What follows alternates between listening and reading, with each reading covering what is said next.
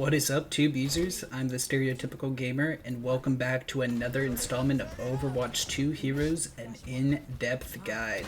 Today, we finally round off all of the available heroes on the roster with Bastion. Let's get right into things and quickly go over Bastion's passive ability.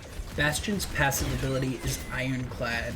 This passive reduces damage against Bastion by 20% while he's using his first ability or his ultimate. This 20% stacks with the damage reduction Bastion has with his 100 armor for a total of 50% damage reduction while he's in turret form or using his ultimate. Both of these abilities take a little bit of time to fully configure into, so the damage reduction is only applied once he's fully in form. Now let's move on and talk about Bastion's primary fire. Bastion's primary fire is Configuration Recon. This is a hit scan assault rifle that deals 25 to 7.5 damage to enemies depending on the range. The damage falloff for this weapon starts at 30 meters and reaches its minimum damage at 50 meters. One interesting thing to note about this primary fire is even though it's an automatic weapon and fires decently quickly at a rate of 5 rounds a second, there is no recoil from continuously firing this weapon. The reload for this weapon is also one of the quickest in the game at 1.2 seconds for a reload. Now, let's switch things up and talk about Bastion's first ability. Bastion's first ability is Reconfigure.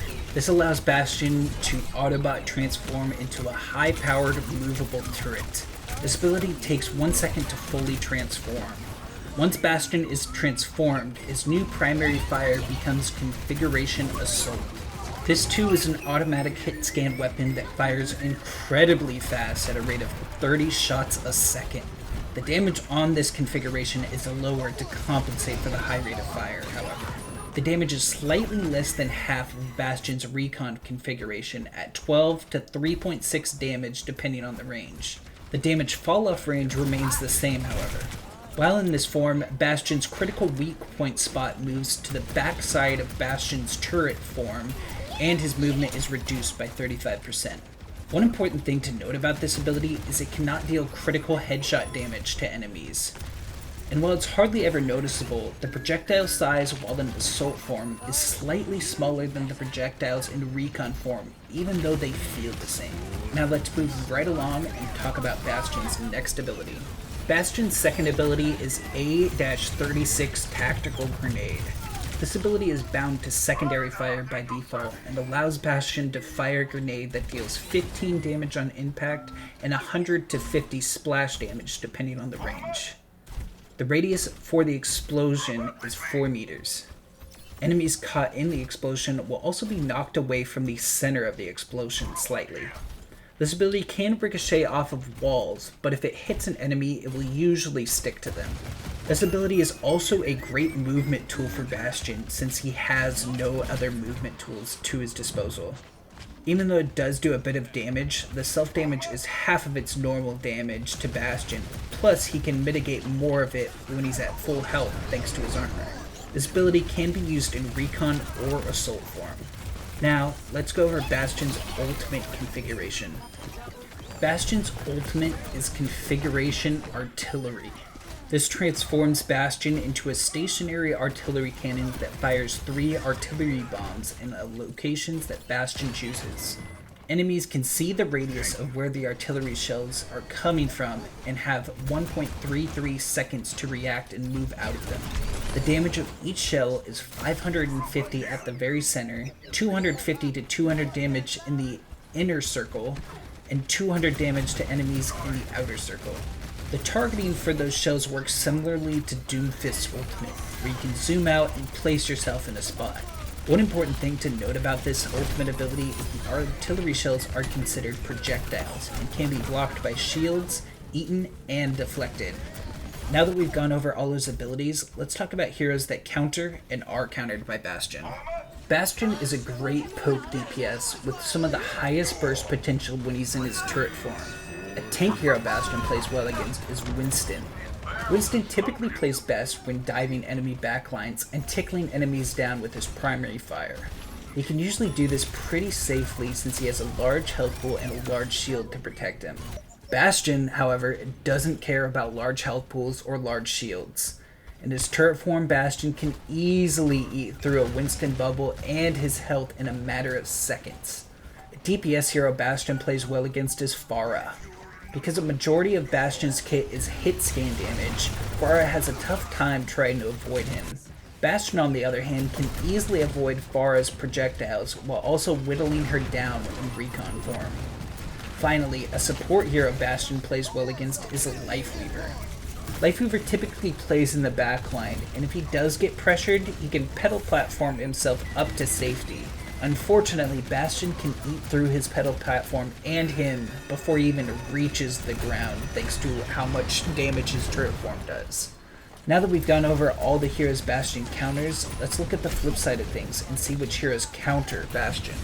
While Bastion is a great poke DPS with some of the highest burst potential in the game, he's pretty vulnerable when he's not in his turret form since he has such a large hitbox and very little mobility. A tank hero that plays well against Bastion is D.Va. A lot of what makes Bastion a scary DPS to deal with is the amount of damage he can put out in turret form. D.Va can eat a good majority of this damage with her defense matrix. Plus, her defense matrix can easily counter Bastion's ultimate as well. A DPS hero that plays well against Bastion is Tracer. Because Bastion is slow and has a large hitbox, he's an easy target for Tracer to melt down at close range. And with Tracer's better movement and survivability, this matchup typically does not go well for Bastion. Finally, a support hero that plays well against Bastion is Ana. Like Lifeweaver, Ana too plays in the backlines, but unlike him, Ana has no movement abilities to escape from certain danger. That doesn't matter, however, because Bastion's enormous hitbox is an easy target for Ana's Sleep Dart, especially when he's in turret form. And being hit with Sleep Dart completely nullifies Bastion and makes it difficult for him to do anything. Now that we've gone over all the counters, let's dive into some tips and tricks for Bastion. The biggest tip I think I can give for anyone playing Bastion is to get down his grenade jumping. It's basically where you put the grenade at your feet and jump as soon as the explosion happens, and you can get some serious airtime or just some serious distance at a high velocity, and it can be a good way to engage into a fight without the enemy realizing it, or getting up to a high ground where the enemies don't think you can be. A lot of people don't think Bastion as a mobile DPS, but with this, he can get to some creative places and really throw enemies off guard. My next tip for Bastion is when using turret form, try and use it unpredictably. It kind of feels the same way when using Cassidy's ultimate, where Cassidy's ultimate you have to keep line of sight on enemies for a long time, and typically when they hear that ultimate they'll just try and move out of line of sight. Bastion kind of works the same way. You just have to kind of stay in line of sight of enemies and mow them down quickly, but when they hear you go into turret form, they're going to try and just avoid line of sight of you. So you want to kind of be unpredictable and either use it when enemies are caught out in the open, or just kind of flank around the enemies and use it behind them to catch them off guard. And you can also combine his turret form with his grenade and kind of just move yourself closer into the fight. And a lot of times enemies won't expect that. And especially if you use the grenade in turret form, you're also getting that damage reduction, so you're not taking as much damage from your own grenade. So it can be a really good engagement tool that a lot of enemies just don't think about. And I would honestly say positioning with Bastion is probably more important than most other heroes in the game because he has no defensive abilities and very little mobility or escapability from situations. You really want to make sure that you are set up in proper positions so you're not getting picked constantly, because it is very easy to die as Bastion. Even though he does have a lot of health, he has a big hitbox that compensates for that, and it can definitely be a detriment when you don't have proper positioning. Another tip I have is if you are going to engage into the enemies with your turret form, you want to try and do some damage or just poke out some damage in recon form, because once you switch back to recon form after your turret form is done, your guns automatically reload, and so just getting a little bit of extra damage in there really helps and can make the difference sometimes. My final tip I have is, even if enemies are out of line of sight, using Bastion's turret form as a suppression tool is a really good way to keep enemies out of line of sight and off of positions that would be advantageous for them. Because a lot of people aren't going to go into Bastion's fire when in turret form. It's a good way to nullify different spots that they can be in. But that's all the tips and tricks I have for you guys today. I hope you enjoyed this final installment for now of Overwatch 2 Heroes, an in-depth guide. Make sure to like, comment, and subscribe, and I'll catch you when Venture comes out. Peace.